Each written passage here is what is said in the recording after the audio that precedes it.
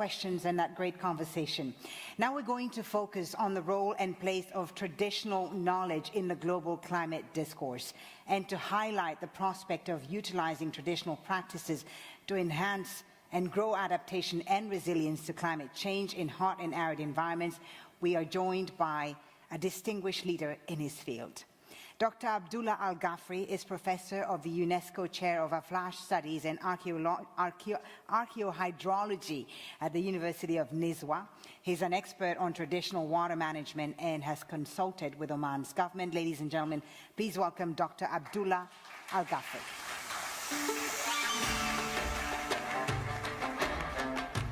Thank you very much for joining us. Thank you.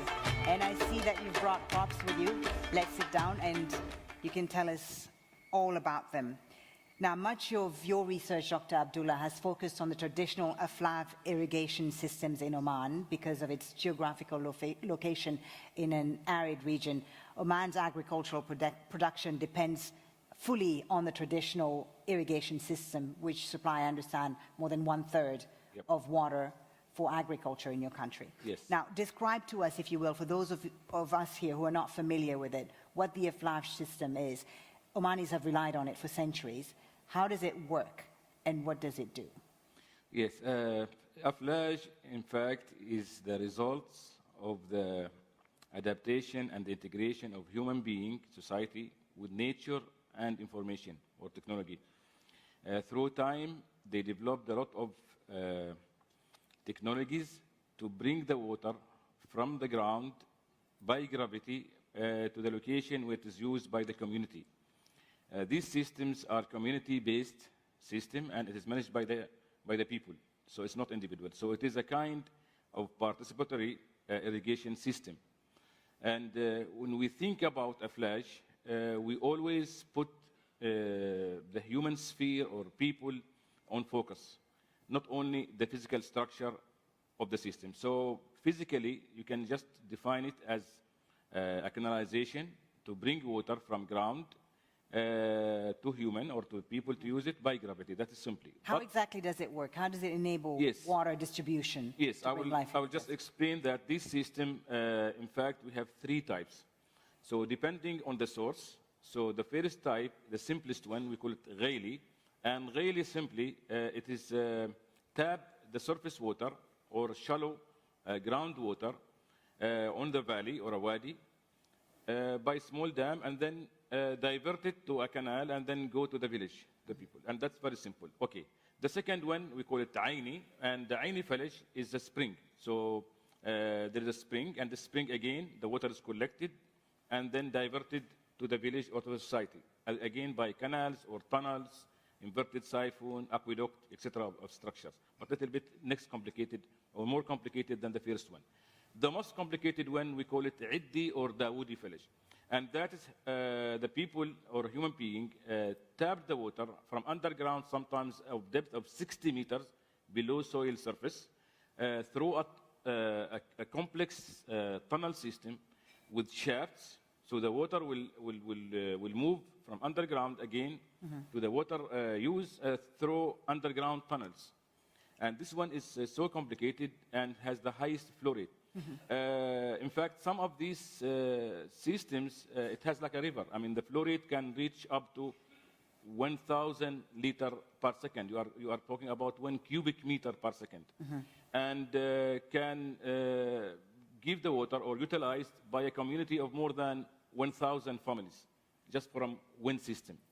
So the water, after it's reached the village, it is divided by time. So, for example, let's say you are 1,000 farmers using this water, then they divide the time.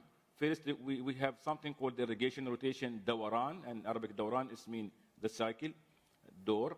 So then it's divided to days, and each day divided to some subunits. Sometimes so it's equally distributed and divided? Yes, and very equitable, and smart system. Okay. Yes. Now, you've explained it. It's a complex system. What is its cultural and environmental significance for Omanis and for Arabs in general? In fact, I can say that Aflash is the inheritance of the whole world, of the humanity. And these systems are not exist only in Oman. They exist in about 50 countries around the world.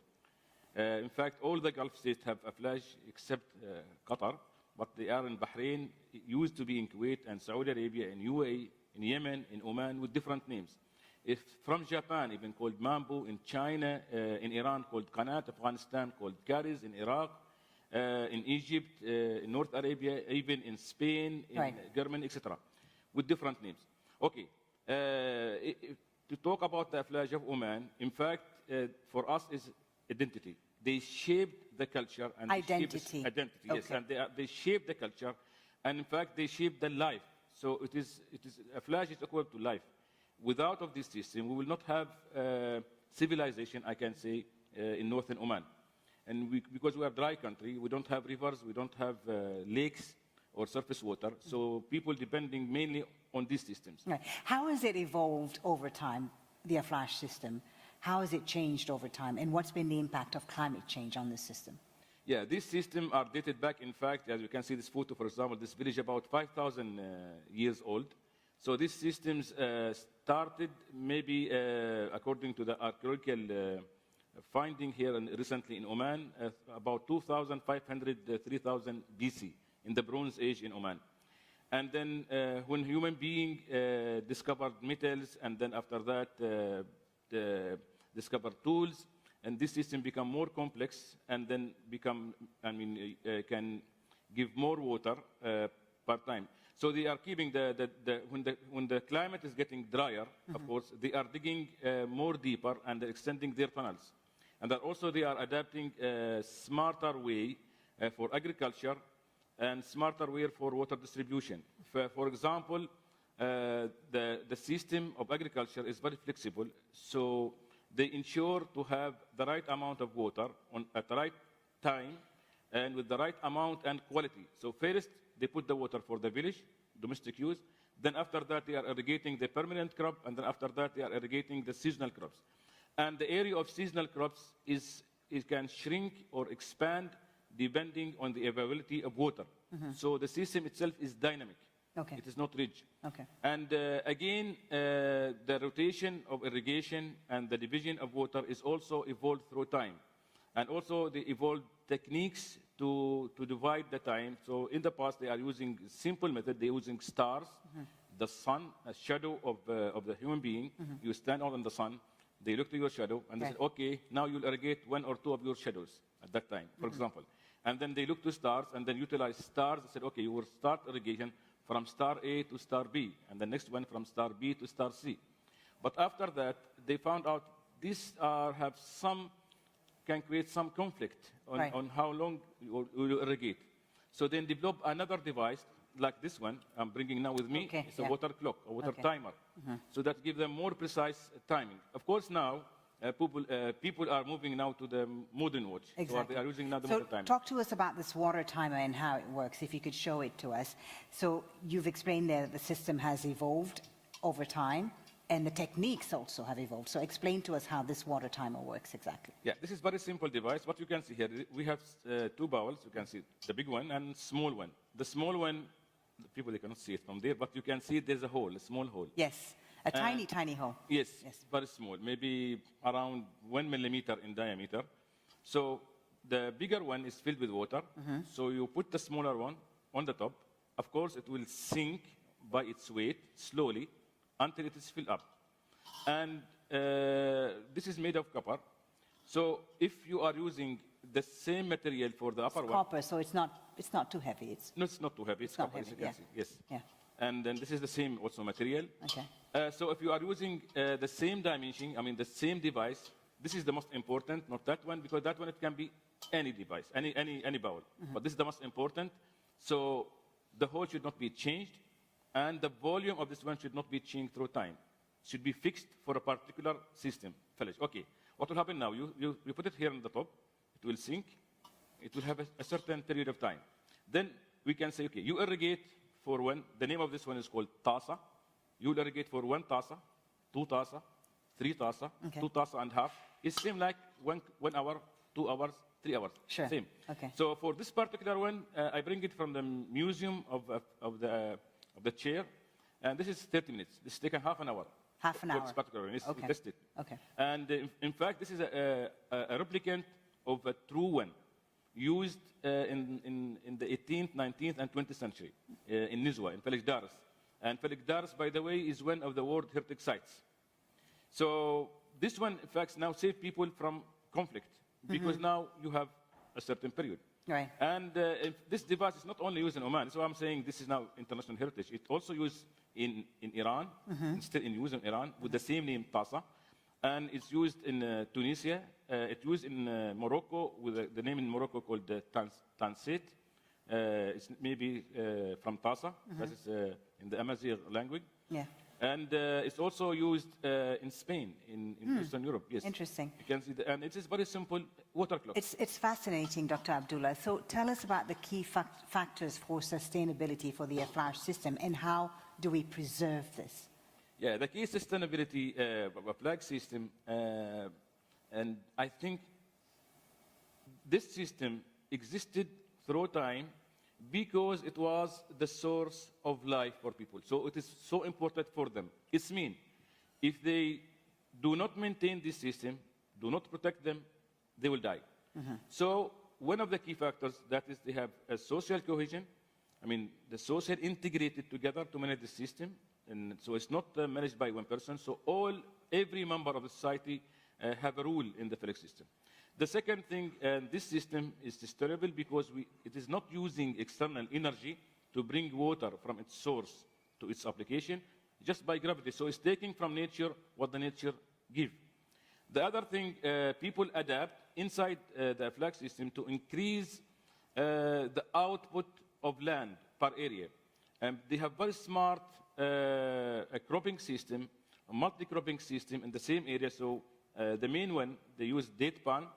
And date palm is so important. We hear that from the last session 1. They explain about this, so I'm not going to talk about it. But it is very important because the date palm is very high value crop. We get the food, we get the structure, source of energy, etc. Just name it. Okay. Under the date palm, they will have another crops, for example, banana. You see, banana is a tropical plant, but it is planted in the desert in this system because under the canopy of the date palm, we have a microclimate because of the date palm, less temperature than outside, more humidity, etc. So they can then have crops that is grown in the tropical areas. And then under the banana and under the date palm, they are cropping cereals and then nitrogen fixing plant. So this is a very smart system. Now we call it permaculture now in the modern way. And other issues also about the sustainability of this system. This system have been the source or the mean of peace in Oman. I was going to come to that because operating this system, of course, requires traditional knowledge systems which have defined and prioritized equitable water rights, right? So we stand a lot, obviously, to gain from this. Again, how do we protect it? How do we make sure it's not lost? Yes. So as I start from the last question, now the answer is from that question. Okay. Is we need to bring the importance of the system again to the society. Unfortunately now, people thinking about a flash just as a source of water. Yes, it is, but it is not only source of water. It is also a very successful ecosystem. So if we think about, for example, our village as an ecosystem, now we have this island in the desert where a lot of species get adapted or maybe evolved through hundreds and thousands of years, and then protecting a flag, protecting these species. We had study on 10 flag system from our chair, and we found there are 231 different species of plants, just plants only, growing around the Felix system. And some of them, they are under threat. They may be extincted. And they are also with a great value of use to the society as a medical plant. So if we lost a flash, we will lose this plant, for example. How do we make sure we don't lose it? Yes, so to be sure, again, as I said, to raise the importance of this system to the society, to again bring them through education.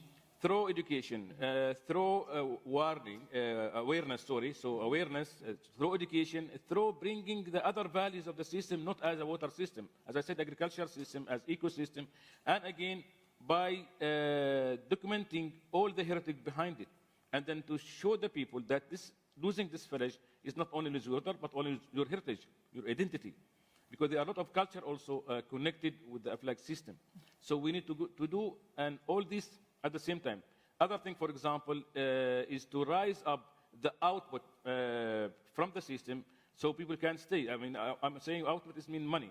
How much a family will get, for example, if they continue using this traditional system. Now, there's a lot of competition. So create some incentives. Incentives, yes. Right. I mean, economical incentives, cultural incentive, and other incentives. Thank you so much, Dr. Abdullah, for sharing your knowledge with us. Please, a round of applause for Dr. Abdullah Al Ghafri for highlighting the benefits of utilizing traditional practices. Thank you so much, Dr. Abdullah, to enhance adaptation and resilience to climate change. Thank you very much.